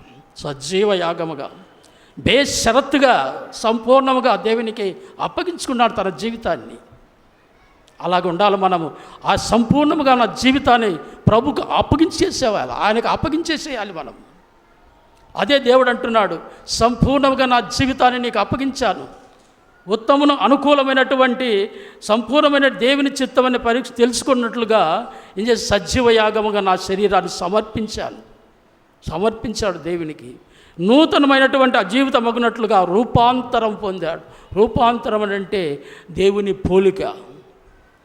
రూపాంతరం అంటే దేవుని పోలిక. దేవుని పోలిక కలిగి జీవిస్తున్నాను కనుక మరి నేను ఏది అడిగినా ఆయన నాకు ఇస్తాడు. ఆ రూపములో, ఆ జీవితంలో ఉన్నటువంటి నీకు నాకు నాడు దేవుడు సన్నిధిలో ఏమి అడిగిన ఆయన ఇవ్వటానికి ఆయన మరి ఇష్టపడతాడనేటువంటి దాన్ని మనం జ్ఞాపకం చేసుకోవాలి. ప్రేమైనటువంటి దేవుని ఇలాగా దేవుని చిత్తం అనేటువంటిది ఆయన ఇష్టపడి నడుస్తూ దేవుని చిత్తాన్ని తెలుసుకుంటానికి ఆయనకు సమర్పించుకొని ఆయన మార్గంలో ఆత్మ పోలికలు మనం నడుస్తూ ఉంటే అపవాది ఏం చేస్తాడు తెలుసా? అపవాది మోసగాడు అన్నాడు. అపవాది ఎలాంటి వాడు? మోసగాడు. ఆ మోసగాడు ఏం చేస్తాడంటే మనల్ని దేవుని చిత్తానికి లోబడకుండా చేయడానికి ప్రయత్నం చేస్తాడు. దేవుని పిల్లలను దేవుని చిత్తానికి లోబడకుండా మనలను ఏం చేస్తాడు? ప్రయత్నం చేస్తాడు. నువ్వు పాపం చేస్తే దేవునికి ఇష్టం ఉండదు. అందుకని మరి నువ్వు పాపం చేస్తూనే ఉండు, ఏదో ఒకటి చేస్తూనే ఉండు అంటాడు. పాపం చేస్తే ఏం బాధ లేదులే అంటాడు. సాతాను అలాగే చెవులో చెబుతూ ఉంటాడు. రెండవది అంటే ఏం చెబుతాడంటే మరి నీవు చేతులు విడిచిపెట్టాల్సి వస్తుంది కదా. ఈ లోకంలో నీవు జీవిస్తున్నటువంటి ఈ లోక సంబంధమైన స్నేహితులు అన్నీ విడిచిపెట్టాలి కదా. అంత మాత్రం కాకుండా నీకు ఈ లోకంలో ఇన్ని సర్దాలు నీవు అనుభవిస్తున్నావు జీవితంలో, ఇవన్నిటిని కూడా విడిచిపెట్టవలసి వస్తుంది. కాబట్టి నీవు ఆయన చిత్తానికి లోబడవద్దని బోధిస్తాడు, చెవుల్లో చెబుతూ ఉంటాడు. ఇవన్నీ అనుభవించాలి కదా నువ్వు. చాలామంది యవనస్తులని పిల్లలు రక్షించబడ్డానికి దేవుని చిత్తానికి అనుకూలంగా ఇష్టపడరు. ఈ జీవితం అంతా కూడా దేవునికి లోబడి మరి ఆయనతో నడవాలా, ఈ లోకంలో ఇంకా అనుభవించొద్దా నేను అనుకుంటూ ఉండేవాళ్ళు చాలామంది ఉంటారు. ప్రేమైన దేవుని బిడ్డలారా, జ్ఞాపకం చేసుకునండి. ఇదన్నీ అనిపించేది ఎవరనంటే అపవాది, మోసగాడు, అపవాది. ఎందుకనంటే దేవుని చిత్తానికి అనుకూలంగా మనల్ని జీవించకుండా మనల్ని తప్పుడు మార్గములు నడిపించడానికి, బలహీనతలైనటువంటి సృష్టించి బలహీనం చేయడానికి, ఆ చిత్తము తెలుసుకొని రూపాంతర అనుభవంలో మనం పొందడానికి ఉండకుండా చాలా ప్రయత్నం అనేటువంటిది అపవాది ఈ లోకములో చేస్తూనే ఉన్నాడు. ఆయనకి సమయం అనేటువంటిది కొంచెమే అని, ఎంత సమయం లేదు దేవుని రాకడా, సమయం కొంచెమే అని ఎరిగి విపరీతంగా పనిచేస్తున్నాడు అపవాది, విపరీతంగా పనిచేస్తున్నాడు. కానీ ఆ సైతాను మాటలు ఎవరు కూడా వినొద్దు. ప్రేమైన దేవుని బిడ్డలారా, చెవుల్లో ఊదుతాడు. దావీదు చెవుల్లో ఊదలేదా? దావీదు చెవుల్లో చెవితే దావీదు చేసేసాడు. అవ చెవులో ఊదితే అవ ఏం చేసింది? పండు తినేసేసింది. ఇలాగ ఏం చేస్తాడంటే దేవుని బిడ్డల దగ్గరికే వస్తాడు వాడు. దేవుని చిత్తాన్ని జరిగించి దేవుని చిత్త ప్రకారం జీవించేటువంటి ఆయన పిల్లల దగ్గరికే వస్తాడు అపవాది. లోకస్తుల దగ్గరికి వెళ్ళడు వాడు. కాబట్టి ప్రియమైనటువంటి దేవుని బిడ్డలారా, కాబట్టి అందుకే భక్తుడైనటువంటి దావీదు అంటాడు, మరి కష్టమైనను నష్టమైనను దావీదు చిత్తానికి లోబడినటువంటి వ్యక్తిగా ఉంటున్నాడు. కాబట్టి జయమైన అపజయమైన అవమానమైన అపనిందైన మరణమైనా సరే దేవుని చిత్త ప్రకారమే నేను జరిగిస్తాను అని అంటాడు. ప్రియమైన దేవుని బిడ్డలారా, అపాధి వలన ఎన్ని నష్టాలు కలిగినా, మరి ఎన్ని కష్టాలనేటువంటి వచ్చినా, ఎంత అపజయమైనటువంటిది కలిగిన, అవమానములు నిందలనేటువంటిది కలిగిన, నేను మరణమైనప్పటికీ, మరణం అనేటువంటి సమీపించినప్పటికీ నా దేవుని చిత్త ప్రకారమే నేను జీవిస్తానంటాడు దావీదు. ఈనాడు అలాగనే దేవుని పిల్లలైనటువంటి మనము దేవుని సంకల్పం అనేటువంటిది దేవుని చిత్తానుసారముగా మనం నడవలసినటువంటి వారముగా ఉన్నప్పుడు, కాబట్టి తొట్టుపడకుండా మనలను ఎక్కువ మేలైనటువంటి మార్గంలో సంపూర్ణంగా ఆత్మచేత ఆయన నడిపించడానికి మనల్ని మనం దేవునికి అప్పగించుకోవాలి. ప్రేమైన దేవుని బిడ్డలారా, ఆయనకు అప్పగించుకోవాలి. ఆయన చిత్త ప్రకారమే నడవటానికి మనం ప్రయాసపడాలి. కానీ మన ఇష్టం మన చిత్తం అనేటువంటిది ప్రయాసపడితే అపవాది కొట్టి పడేస్తాడు, బయటికి వెంటనే బలహీనుడిగా పడేస్తాడు. చర్చికి బయటికి పంపడం కాదు, పరిశుద్ధత నుండి బలహీనులుగా చేసేస్తాడు అపవాది.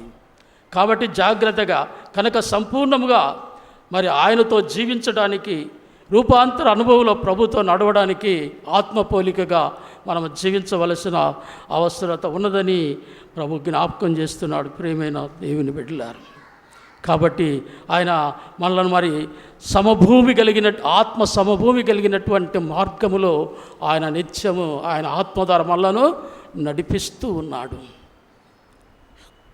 7వది మీకు జ్ఞాపకం చేస్తాను, చూడండి. 7వది మీకు జ్ఞాపకం చేస్తాను.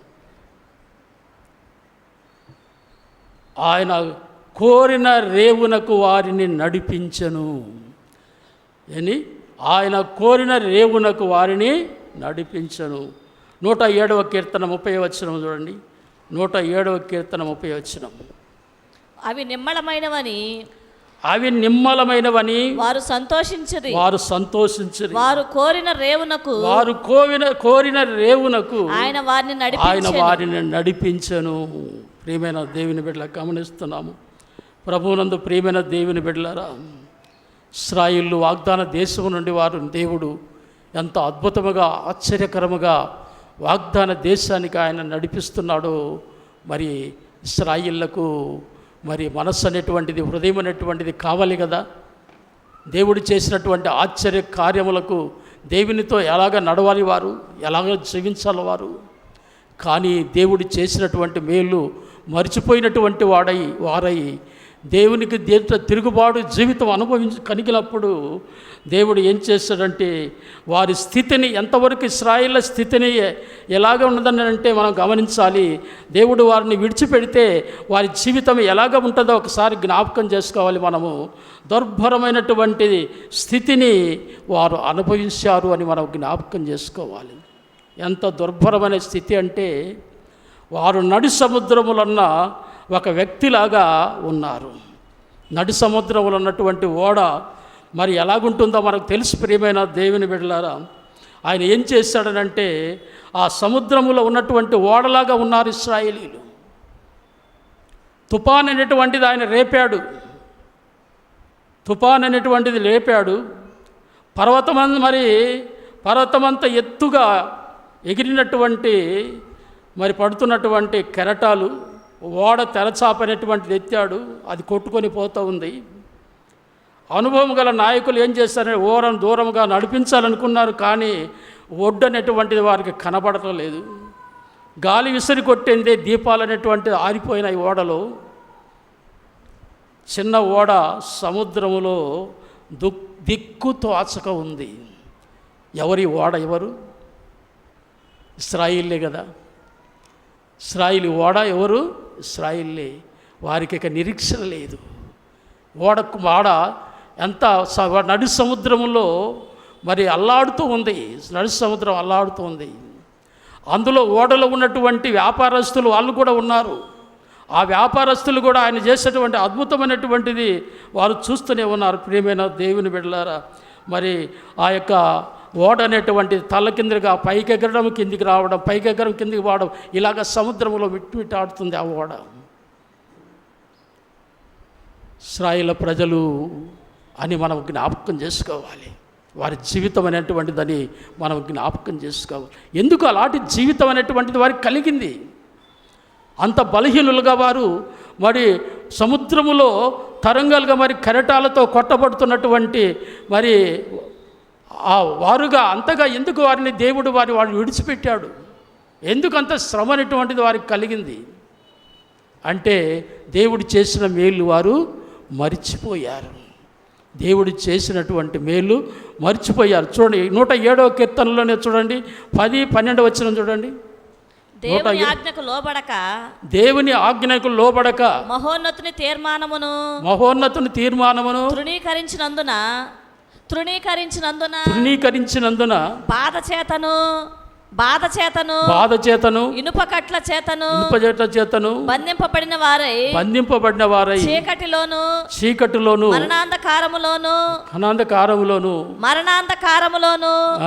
నివాసము చేయి వారి హృదయమును ఆయన ఆయాసము చేత కృంగజేసెను.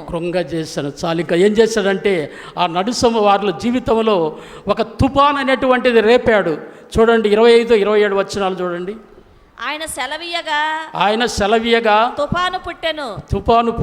అది దాని తరంగములను పైకెత్తెను. వారు ఆకాశములోనికి ఎక్కుచు అగాధమునకు దిగుచు ఉండిరి. శ్రమ చేత వారి ప్రాణము కరిగిపోయెను. మత్తులైన వారి వలె వారి ముందుకు వెనుకకు దొర్లుచు ఇటు అటు తూలుచుండిరి. ఎలాగ తూలుతున్నారంటే భక్తుడు అంటాడు, ఎలాగ తూలుతున్నారంటే ఆ కెరటాల దెబ్బకు ఓడ అటు ఇటు తోలుతుందనంటే తాగినోడు ఏం చేస్తాడు? ముందుకు పోతాడు, వెనక్కి వస్తాడు కదా, పడబోతాడు, బయటకు వస్తాడు. తాగినాడు అట్ట తూలుతా ఉంది ఆ ఓడ అనేటువంటి నది సముద్రంలో. ప్రేమైనటువంటి దేవుని బిడ్డలారా, అలాగా ఉండటానికి కారణం ఏంటంటే దేవుని మీద వారు చేసినటువంటి తిరుగుబాటే. అట్టి సమయంలో ఏం చేశారంటే ఇశ్రాయేలీయులు దేవుని దగ్గర మొరపెట్టారు. కన్నీటితో, వేదనతో, తాము కుంగిపోయినటువంటి అనుభవంలో మరి వారు ప్రార్థన చేస్తున్నారు. ఇక్కడ సముద్రం అనేటువంటిది, సముద్ర కెరటాలు అనేటువంటిది అన్ని జనులకు ఉపయోగించాడు. గుర్తుపెట్టుకోండి, సముద్ర కెరటాలు అనేటువంటిది అన్ని జనులకు ఉపయోగించాడు. సముద్రంలోని ఓడ అనేటువంటిది ఇశ్రాయేలుకు ఉపయోగించాడు. అన్ని జనులు అనేటువంటి వారిని హింసిస్తూ ఉంటే ఓడ ఏ విధంగా సముద్రంలో తలకిందులు అవుతుందో అలాగా వారి చేతిలో వారు అంత బలహీనులుగా ఉన్నారు ఇశ్రాయేలీయులు. ఆ స్థితిని అక్కడ జ్ఞాపకం చేస్తున్నాడు దేవుడు. ఆ స్థితిలో భయంకరమైనటువంటి అన్ని జీవులు ప్రమాదకరమైనటువంటి జీవితంలో వారు ఉంటూ వేదన పడుతూ మరి త్రాగినోడు తూలినట్లుగా తూలుతూ అటు ఇటు తిరుగుతున్నటువంటి పరిస్థితులు వారి జీవితాలు ఉన్నప్పుడు దేవుని దగ్గర మొరపెట్టారు. వారు కన్నీటితో మొరపెడితే దేవుడు ఏం చేశాడో తెలుసా? దేవుడు మరలా జోక్యం చేసుకున్నాడు. ఆయన తుఫానును ఏం చేశాడు? ఆపివేయగా దాని తరంగములు ఆగిపోయెను. అవి నిర్మలమైనవని వారు సంతోషించరు. చాలండి. ఇక్కడ ఏం చేశాడంటే మరలా దేవుడు వారిని జ్ఞాపకం చేసుకున్నప్పుడు ఆ అనిల వల్లనేటువంటి శ్రమలు అనేటువంటిది, లేకుంటే సముద్రం కెరటాల వల్లనేటువంటి అలల వల్లనేటువంటి వాటిని ఆయన ఆపివేసినప్పుడు వారు ఏం చేశారంటే సంతోషించారని రాయబడ్డది. ఎందుకు ఆపేశాడు ఆయన? వారి ప్రార్థన విని ఆపేశాడు. నీవు శ్రమల్లో, బాధల్లో ఉన్నప్పుడు, దుఃఖంలో ఉన్నప్పుడు, వేదనలో ఉన్నప్పుడు, అపాయకరమైన పరిస్థితుల్లో ఉన్నప్పుడు, సముద్ర కెరటాల వలె మరి లోకం అనేటువంటిది నిన్ను బలహీనం చేస్తున్నప్పుడు, పాపం అనేటువంటిది బందీలుగా మీరు చేస్తున్నప్పుడు నీవు దేవునికి మొరపెడితే, హృదయ సమర్పణతో దేవునికి మొరపెట్టగలిగితే, ప్రియమైన దేవుని బిడ్డలారా, ఆయన ఏం చేస్తాడో తెలుసా? ఆయనని విడిపిస్తాడు. ఇశ్రాయేలుని విడిపించినట్లుగా విడిపిస్తాడు. మంచి కాపరి కదా ఆయన. అందుకే భక్తుడు దావీదు అంటాడుగా, పరిపూర్ణుడు, మంచివాడు కాబట్టి ప్రేమ గలవాడు. ఆయన మళ్ళీ ఆయన వైపు చూశారు. ఆయన ఏం చేశాడు? మరలా వారిని రక్షించాడు. రక్షించినప్పుడు ఏం చేశారు? వాళ్ళు కృతజ్ఞతాస్తుతులతో తన కృపను బట్టి నరులకు ఆయన చేసిన ఆశ్చర్య కార్యములను బట్టి వారు యెహోవాకు కృతజ్ఞతాస్తుతులు చెల్లించిన తర్వాత ప్రియమైన దేవుని బిడ్డలారా గమనిస్తున్నాం మనము. అప్పుడు వారు ఏం చేశారంటే వారు కోరిన రేవునకు వారిని నడిపించాను. వారు కోరిన రేవు ఏది రేవు కోరారో ఆ రేవునకు వారిని నడిపించారు. ఏ రేవునకు మనం ప్రయాణం చేయాలని, అక్కడికి వెళ్ళాలని మనం అనుకుంటున్నామో అక్కడికి దేవుడు మనల్ని నడిపిస్తాడు. ఏ పరిస్థితి అయినప్పటికీ, ఎలాంటి పరిస్థితులు అనుకూలంగా లేకపోయినప్పటికీ, ఆత్మీయ చీకటి అనేటువంటిది, అంధకారం అనేటువంటి దానిలో మనం బంధించబడినప్పటికీ, ప్రియమైన దేవుని బిడ్డలారా, ఆత్మీయ మరణం అనేటువంటిది పడకల ద్వారం దగ్గరికి మనం వెళ్ళినప్పటికీ, పరిస్థితులు అనుకూలం లేకపోతే దేవుని దగ్గర మొరపెట్టండి, దేవుని దగ్గర ప్రార్థన చేయండి. దేవుడు మిమ్మల్ని కోరిన రేవుకు నడిపిస్తాడు.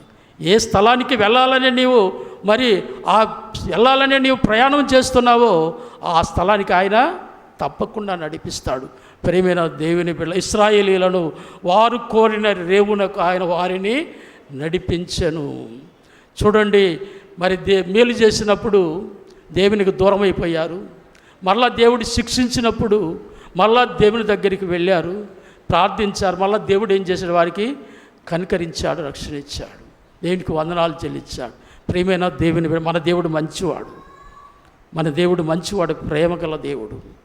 ఒకవేళ తెలిసి తెలియక దారి తప్పితే, బలహీనమైతే ఆ బలహీనతలోనే మనం ఉండిపోము. దేవా రక్షించమంటే ఏమంటాడు? ఆయన రక్షిస్తాడు.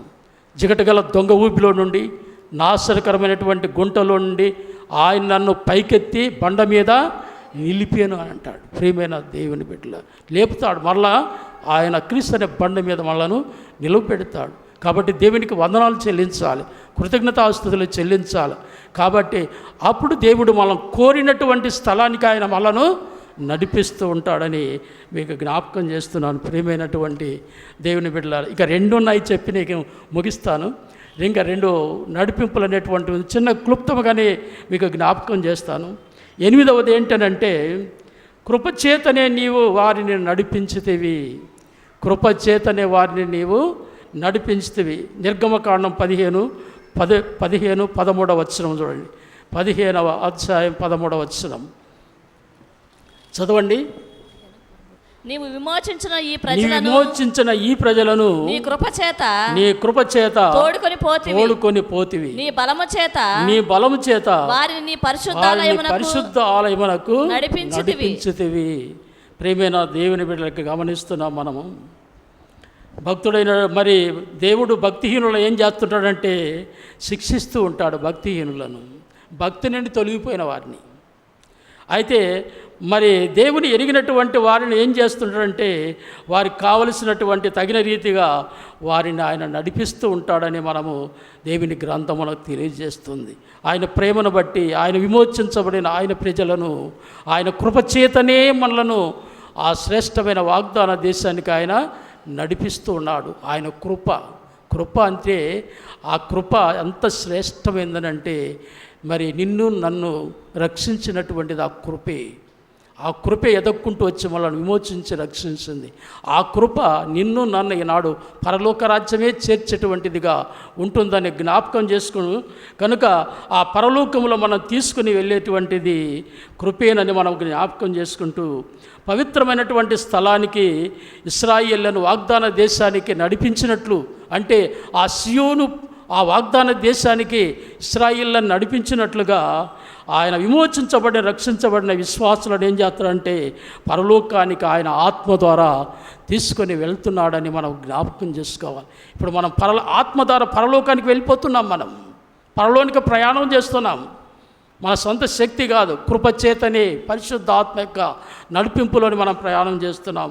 కాబట్టి ప్రియమైన దేవుని బిడ్డలారా, ఆయన మన పట్ల ఆయన కృప ఎంతగానో ఉందని జ్ఞాపకం చేసుకుంటున్నాం.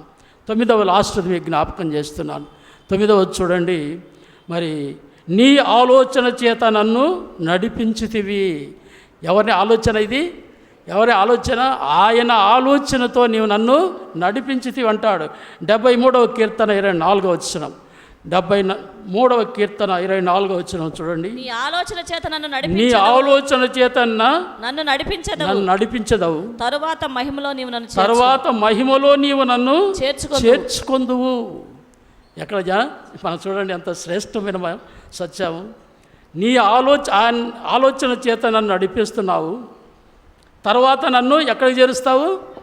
ఆ మహిమలోనికి నన్ను చేరుస్తా. ఆయన చేర్చేది ఎవరు? ఆయనే కదా. ప్రియమైన దేవుని బిడ్డలారా చూడండి, మళ్ళను ఆయన తన ఆలోచనల చేత నడిపిస్తాడు, తర్వాత మహిమలో మరి మనల్ని చేర్చుతాడు. ఆయన ఆలోచన నడిపి మనం చేస్తాడు. ఇంతకంటే శ్రేష్టమైనది ఏమైనా ఉందా? ఇంతకంటే ఇంకేం కావాలా మీకు? ఆయన ఏం చేస్తానన్నాడు? తన మహిమలో ఆయన నిన్ను చేరుస్తానన్నాడు. అంతకంటే ఇంకేం కావాలా? ఇంకేమన్నా ఉందా? ఇక ఏమీ లేదు ప్రేమైనటువంటి దేవుని బిడ్డలారా. అంతకంటే శ్రేష్టమైన ఇంకేమీ లేదు. అక్కడ చేర్చిన తర్వాత ఇంకేముంది? ఆ పరలోకం ఆయనతో కూడా ఉండేటువంటి భాగ్యాన్ని అనేటువంటిది మనము పొందుతాము. ఆయన కృప చేతనే అక్కడ మనల్ని చేరుస్తూ ఉన్నాడు. ఆయన ఆలోచన చేతనే మనలను అక్కడ చేరుస్తూ ఉన్నాడు. ప్రియమైన దేవుడు గమనించండి, జాడు స్థలములో నుండి దేవుడు క్షేమంగా మనల్ని నడిపిస్తూ మహిమలోనికి ఆయన తీసుకొని వెళ్తున్నాడు. జారుడు స్థలాలు ఉన్నాయి లోకంలో, వాటి నుండి ఆయన నడిపిస్తూ ఆయన తీసుకొని వెళ్తున్నాడు. చివరిగా పరలోక మహిమలో మనలను మరి ద్వారం తెరచి మీరు ఈ బంగారు వీధులలో గుండా నడుచుకుంటూ వెళ్ళండి అంటాడు. చివరిగా ఆయన చెప్పేది అది. ఆయన పరలోక ద్వారం తెరిచి ఈ బంగారు వీధుల్లో మీరు నడుచుకుంటూ వెళ్ళండి అంటాడు. ఆయన మంచి మరి మన ప్రభు, మన కాపరి కదండి. కాబట్టి అలాగా నడుచుకుంటూ ఆ మహిమలో ఉండటానికి మరి ఏంటి అనే కారణం ఏంటంటే ఆయన మనకిచ్చినటువంటి వారసత్వం. ఆయన మనకిచ్చినటువంటి ఆ వారసత్వాన్ని బట్టి పరలోక మహిమలో ఆ బంగారు వీధులలో మనము తిరిగేటువంటి ఆనందం అనేటువంటిది ప్రభు మనకిస్తాడు. కాబట్టి ఏమన్నాడు? నీ ఆలోచనల చేత నన్ను మహిమలోనికి నడిపిస్తున్నావు కనుక ఆయన ఆలోచనకు లోపడండి, ఆయన ఇష్టసారంగా లోపడండి. ఆ మహిమలో చేరుస్తాడు, ఆ బంగారు వీధుల్లో తిరిగేటువంటి అనుభవిస్తాడు. ప్రియమైన దేవుని బిడ్డలారా, నీవు దేవునితో వారసత్వం కలిగినటువంటి కుమారుడు కుమార్తె అన్న సత్యాన్ని మర్చిపోవద్దు. దేవుని నామము మరి యేసయ్య నామము, తండ్రి మహిమ, గొర్రెలతో ముడివేయబడ్డదన్న సంగతి మర్చిపోవద్దు. కనుకనే అది విడిపోయినటువంటి బంధము కాబట్టి, ఆయన వారసత్వం కాబట్టి, ఆయన ఆలోచన చేత మనం నడిపించబడుతున్నప్పుడు మహిమలో మనల్ని చేరుస్తాడు. నీవు సిద్ధపడుతున్నావా? ఆ మహిమలోనికి ప్రభుతో కూడా ఉండడానికి నీవు సిద్ధపడుతున్నావా? ఆయన నిన్ను నడిపి ప్రార్థన చేస్తున్నాం. ప్రార్థన తళ్ళ ఉంచండి, ఆయన నడిపింపుకు లోబడండి. ఆయన నిన్ను పరలోకములో చేరుస్తాడు. ఆయన ఆలోచన ప్రకారం నడవండి, మహిమలోనికి ఆయన ప్రవేశమిస్తాడు. ప్రేమ కలిగిన మా తండ్రి, పరిశుద్ధుడు అయిన మా దేవా, వందనాలు స్తోత్రాలు చెల్లిస్తున్నాను. దేవా, మీ మంచి దేవుడు, మంచి కాపరివి, పరిపూర్ణము కలిగినటువంటి దేవుడు ప్రభు. ఎలాగ దేవా మమ్ములను నిత్యమైనటువంటి శ్రేష్టమైనటువంటి పరలోక ఆ మహిమలోనికి దేవా నడిపిస్తారు. దేవా 9 మీ ఆత్మ నడిపింపు కలిగినటువంటి సత్యాలు మేము జ్ఞాపకం చేసుకున్నాము. దేవా, వందనాలు స్తోత్రాలు ప్రభు. నీ ప్రియమైనటువంటి పిల్లలను ఆ మార్గములో దేవా మీరు నడిపిస్తూ, దేవా మీరు రావడానికి దేవా మీరు త్వరగా రాబోతున్నటువంటి సత్యాన్ని మాకు తెలియజేస్తూ ఉన్నారు. దేవా, మహిమలో నీ బిడ్డలను చేర్చుకోవడానికి ఆత్మ నడిపింపులో, ఆత్మ సిద్ధపాటులో దేవా మీరు సిద్ధపరుస్తూ నడిపించండి. మీరు తోడుగా ఉండండి దేవా. మీరు ఎప్పుడు వచ్చినా మిమ్మల్ని కలుసుకునేటువంటి మీ పిల్లలుగా ఉండటానికి సిద్ధపరచండి. ఆత్మ నడిపింపులో, ఆత్మ యొక్క సిద్ధపాటులో నీ పిల్లలందరూ సిద్ధపడుతూ, మీ చిత్త ప్రకారం, మీ ఇష్ట ప్రకారం నడుస్తూ, మీ మార్గంలో దేవా మా ప్రభు నీ పిల్లలు మరి నడుస్తూ మిమ్మల్ని వెంబడించడానికి కావలసినటువంటి సిద్ధము కృపలో దేవా మీరు దీవిస్తున్నారు. మీ ప్రేమను బట్టి వందనాలు స్తోత్రాలు ప్రభు. దీవించండి. నీ పిల్లలందరి పట్ల మీరు చూపుతున్న ప్రేమ కృప కొరకు లెక్కలేని స్తోత్రాలు వందనాలు చెల్లిస్తూ నీ బిడ్డలందరినీ సంఘం అంతటి మమ్మలను మీ చేతికి అప్పగించుకుంటున్నాం. దేవా దీవించి మీరే నడిపించండి, మీరే మహిం పొందండి, మాకు దీవెనలు సమృద్ధిగా దయచేయమని క్రీస్తు పేట ప్రార్థించి అడిగి వేడుకొనిచున్నాను మా పరలోకపు తండ్రి. ఆమేన్, ఆమేన్. మన తండ్రి అయిన దేవుని ప్రేమయు, కుమారుడైన యేసు క్రీస్తు వారి కృపయు, పరిశుద్ధాత్మ దేవుని అన్యోన్య సహవాసము సమాధానము సన్నిధి కూడి వచ్చిన నీ బిడ్డలందరి మీదను సంఘం అంతరి మీదను ఎప్పుడును ఎల్లప్పుడూ మీరు వచ్చు వరకు నీ బిడ్డలకు మీరు తోడయిందురుగాక. ఆమేన్, ఆమేన్, ఆమేన్.